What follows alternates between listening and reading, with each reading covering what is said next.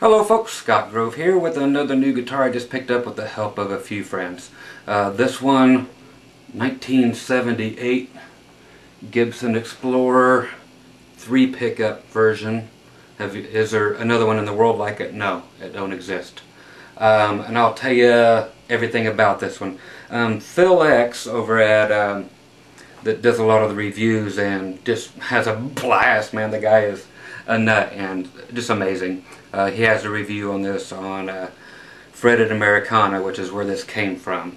Okay, so my buddy Don Thorvand, he wrote me and said, man, there's a guitar you really need to check out. You know, Phil's demonstrating it, so I checked it out.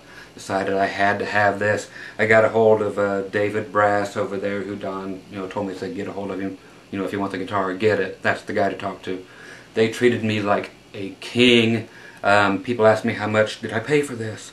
It was $2,850. That's what it was. I did not try to talk them down a bit because, I mean, these folks were just amazing. They shipped it in, it might as well have been a tank. Okay, so the original hard shell, everything here was, this guitar is rated by them in 9.25 out of 10 condition for the 1978 here, and it's just, you don't find guitars that's clean even at your music stores if, they let the little kids grab your hands on them. This thing is just amazing. And what can I tell you about this? They got me the guitar. Everything was just wrapped immaculately, even the toggle switch cover. I'll tell you what this is. People have been wondering about this. Toggle switch cover was even taken off, putting in its own little bag, and it was just amazing. So I want to thank Mr. Brass over there at Fretted Americana and all the folks, Phil X, for doing a wonderful job. Check him out. Just type in Phil X Explorer on YouTube and you'll see his review of this. He sings some great tunes, just shreds the heck out of this thing. A lot of great stuff. And I just want to give you some of those technical specs on it because Phil did such a great job playing it and let you hearing it. And I'll let you hear it through my rig too. And no, I'm not going to sing for you. I'll save you that. Okay, so let's get down here to what some of you folks have been asking about, because there was a lot of buzz about this on the internet as soon as Phil did his review on it. It took like 2 days for this thing to get everywhere, and everybody was talking about. The one big thing, oddly enough, that everybody was talking about was, what's this? Is that a piece of dirt or something here on the pickguard? Okay, well let me show you. It's a naked lady. That's right. Naked lady with long hair holding a guitar. It's engraved into the pickguard. And let me hold it up like this. There you go.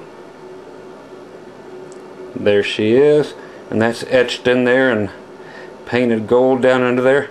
Now this pickguard is actually clear, believe it or not, and that is black on the back side of it to make it look like this. So it is not a black pickguard, it is clear. Somebody did that etching work inside there, and we don't know who for sure. I'm saying we because David Brass goes through these guitars and knows them inside out. Says that the middle pickup was more than likely done by Gibson. The whole cavity, everything is perfect, just like the others. Looks identical to the others. No solder joints have been broken in the back. Everything looks to be 100% Gibson stock done. Can he prove that? No. Can he say that the guy that owned it first did the work? Probably if he worked for Gibson and built a guitar there. Otherwise it would not have come out exactly perfect the way it did. Okay, so this is probably just one of those one-off guitars that Gibson did, probably a custom order, something like that, blah blah blah. Anyway, Gibson Explorers came out in 1958 just like the Flying V's, nobody liked them. The Explorers in 58, they discontinued them right after that. They only made 40, okay, period. They came back in 1976 after a couple of companies were already starting to remake them. Hammer and a few other people were making them. Between 1976, when they came back out with these, through 1979, I'm reading, now David Brass over at Fretted Americana gives you a sheet like this with every flipping thing on it, tells you what your output, your ohms and everything are on every pickup, every little thing.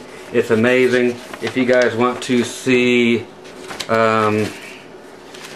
the bill of sale, there was what it was, you know. So, and there's me and my address. You don't need to see that. But they give you everything, the whole history of the guitar. There's their fretted Americana right there, folks. Give them a shout. But everything's on this piece of paper.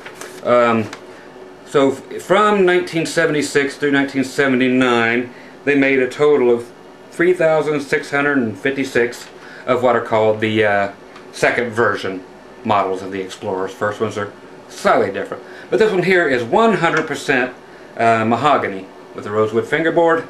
You got the 3 humbuckers, and a surprise in here that you'll see if you've already, or have seen if you've seen Phil X's version. Let's see, let's go to the pickup outputs. You've got a 515K output here, and in the middle you've got 4.42 and then 7.40 back here.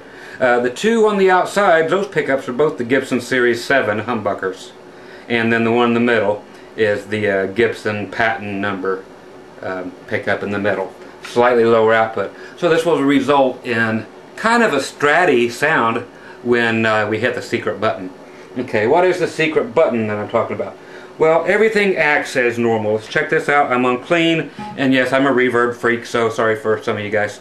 If you got the pickup selector down, everything runs just like normal, like a normal 2 pickup guitar, with everything dimed, so everything's wide open.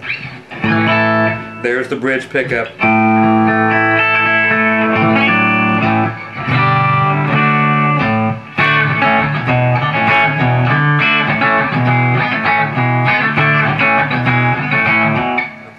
There's that. You got both pickups in the middle.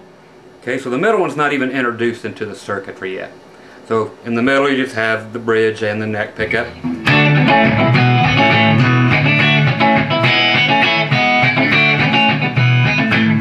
Some people were asking for a little U2, so there you go, 3 chords of a U2 song when they were asking Phil for it. And then the neck pickup.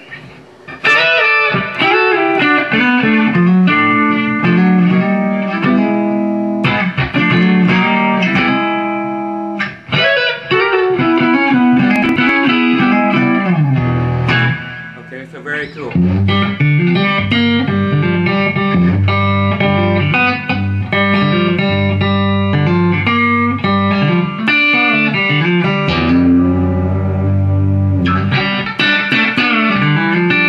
Okay, so very nice.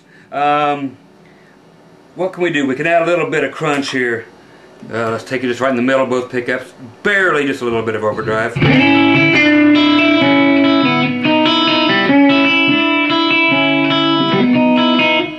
Just a very cool sound. Okay,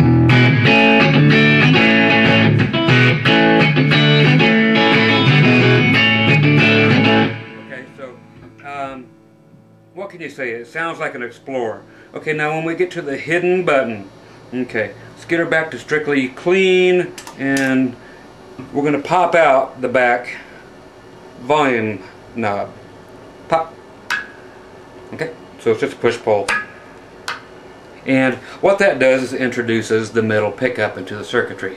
So when you have the bridge pickup on and you pop this out, it turns the middle pickup on with it. Okay, so you have these 2. So you get kind of that 2-position Strat sound, but you're using a humbucker, so it sounds like you're playing a Strat with some cojones to it. Okay?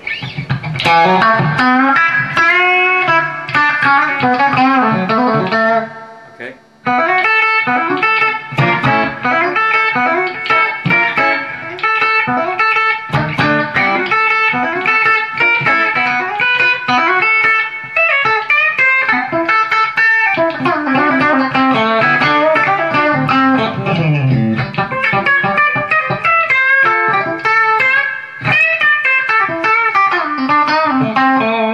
Okay, so it's a really cool sounding Fender-esque sound.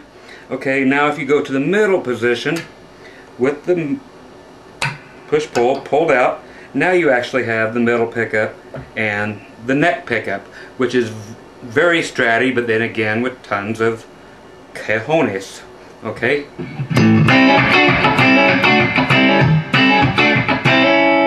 Okay, so there's your clean sounds. You can go total country here. Check this out.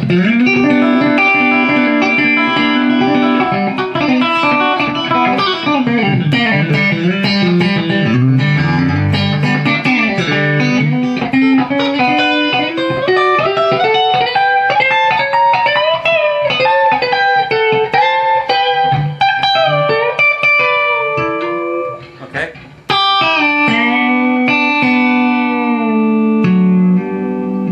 Okay, so very cool. So you can do everything in the world with this, and it will sound like your country axis, your rock axis. Such a cool axe. Now, before I turn on the distortion tones, let's look at the rest of the guitar real quick. You have the back of the headstock with your vintage Clusons. There's your serial number for anybody ever wants to call it in for any reason and see whatever happened. I might call Gibson one of these days and see if they know anything strictly by the serial number. They usually don't keep that good a track on them. I've never had much luck with them before, but if you need it, the serial number is 715-98230. Why people always hide their serial numbers on eBay and everything else when they're trying to sell a guitar. Who knows? Don't know exactly what that's all about, but anyway, I can't get my strap back where it was. Hey, I'm out of there. Okay, what else we got? You can check it out. This puppy is clean. Okay, so if you've been wondering about it, this is how clean she is. Okay, there's nothing slightly goofy about this thing. The gold's not even tarnished on the keys, and they're not replacements. I mean, these are who knows about the Bell truss rod cover, if that was a stock thing or what, but everything is 100% gold plated, and you are missing most of it on the center pickup and 25% of it on the bridge pickup. Okay, and you notice the shape of the pickguard, because you get like let's go to my 76 reissue. This is a 1990, I believe, here. This is the first year of the 76 reissues, so you can see how the pickguard is there, which is what you're used to seeing. But of course, you can't have a pickguard like that with a center pickup in there, with a third pickup. So this one does not chop off. See how this one just cuts off right before it gets to the knobs. Okay, now check out the 78.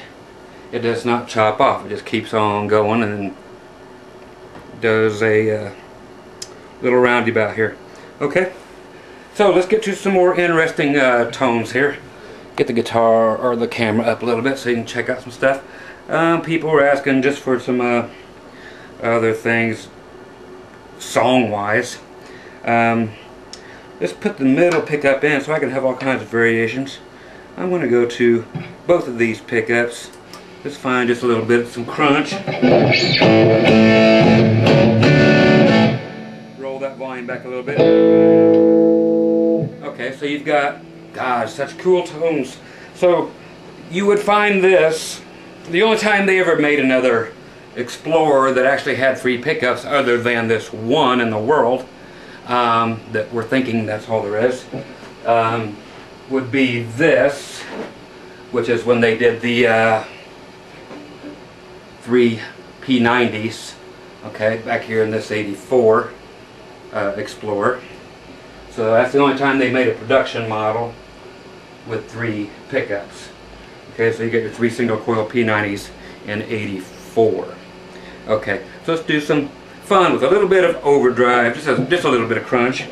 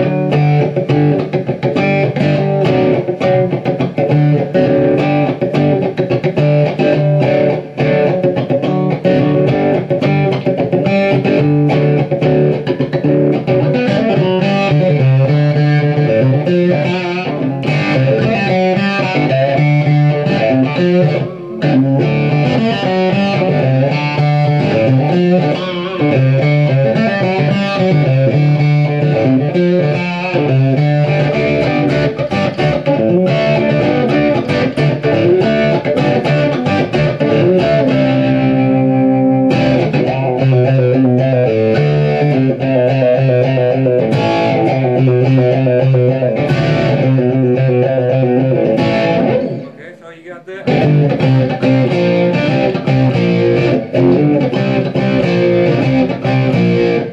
got some really cool tones. Let's go to the middle pickup in the neck. Add a little bit of slide bar on here.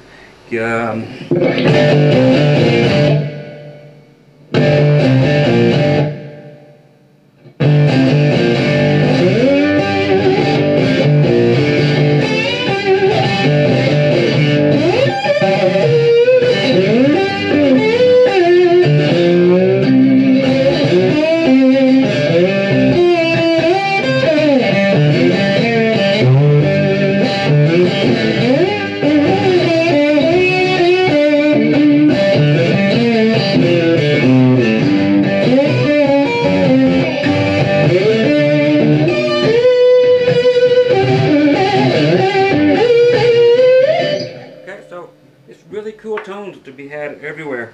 Let's do just the nasty. We got to do it full shred, over the edge gain, right to the bridge humbucker where she's meant to be. I'll do one. Hell, Phil did this one.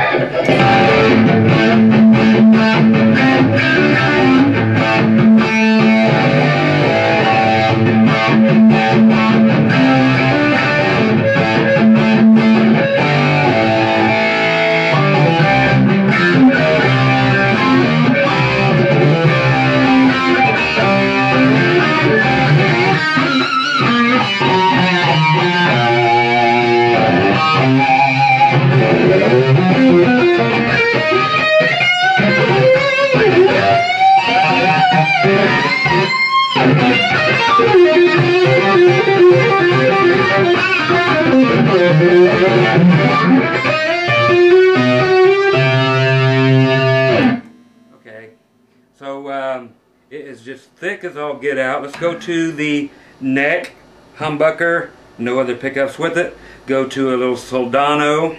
I'm running through a Johnson Millennium JM150 modeling amp.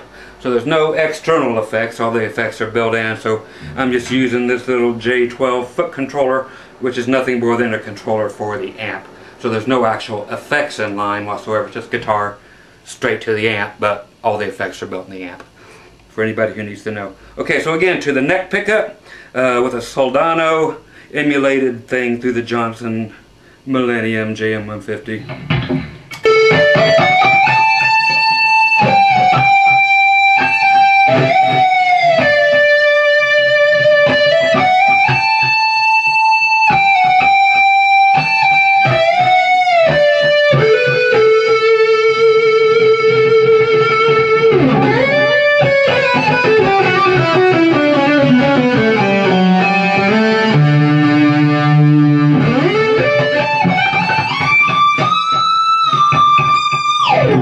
Okay, so this thing does not crap out anywhere. Of course, you got the flat radius, like a normal, like your 12-inch radius. Clean sounds. You can get into the really cool stuff. Let's add neck pickup in the middle. Pull out this.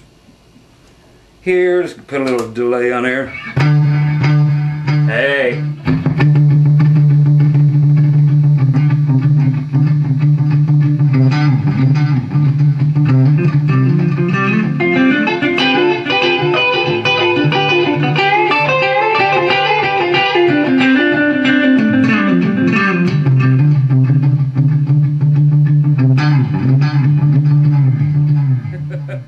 So fun stuff, man. I mean, we're in country all day.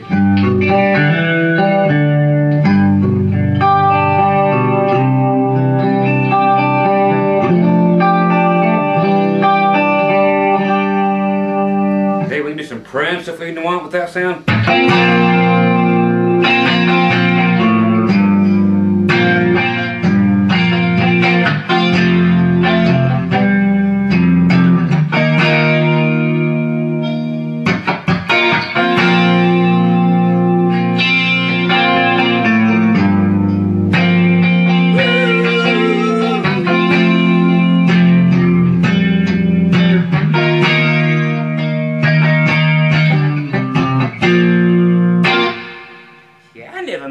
have thee any sorrow, Whitney? Oh, too soon for Whitney, huh? Okay, one more. Let's just go to the neck pickup again. Okay, when this middle switch is up and it is in the neck position, that just goes straight to the neck humbucker. Nothing else is applied here. Okay, so let's just, it don't matter, up or down, it's still just the neck humbucker when it's in the neck position. Okay, so I don't even remember what the heck I was going to play there, but it doesn't much matter anyway. Oh, let's throw some wah-wah on here just for some fun. I like the effects. They're fun. That's what they're there for. They are toys. So let's see what we got.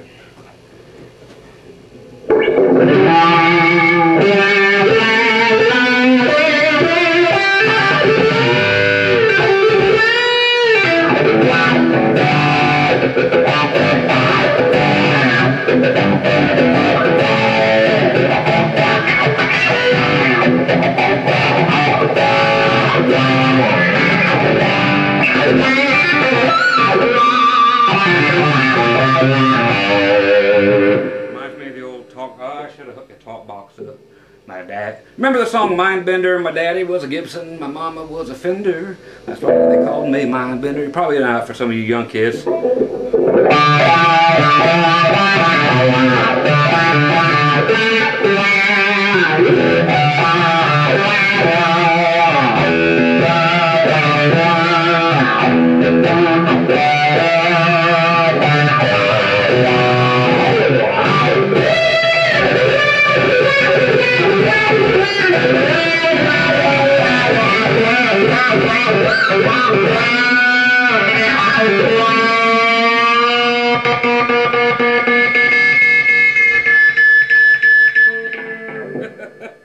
Okay, so there you go. That's just the axe. Like I said, Phil does a great job showing the thing, and I just wanted to show you guys the rest of the guitar up close and personal. Tone knob on this puppy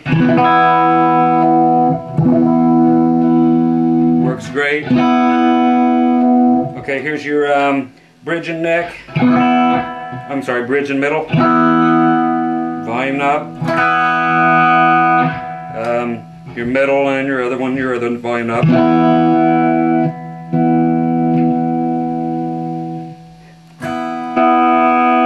It does have a little bit of a jump. So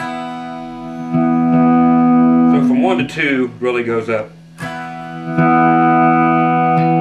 And then it gets, goes from 2 to 10 and about, it's like one more notch all the way from 2 to 10. It gets that much louder. So this first volume control does have a little bit to be desired, but everything else is so amazingly cool. So there may or may not be more than one of these in the world. Probably not. I'm hoping not, because I just love to have the little one-off things, and it's just so cool. So thanks again to Mr. Don Thorvin. He's been a good buddy of mine for a long time now, just strictly off of hooking up on the internet, talking guitars. No, not one of them weird boy-on-boy chat rooms. We don't play that.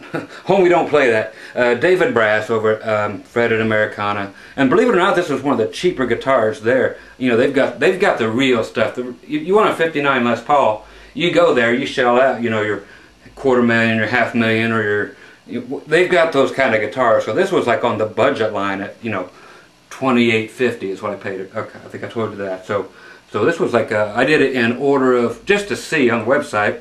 As far as the Gibson guitars go, and this was like third from the bottom in price, if you can believe that. So for this guitar, for the price of a brand new Les Paul that's not even comparable to anything like this, please, it's like there's no thinking it over. And then of course the fabulous Mr. Phil X.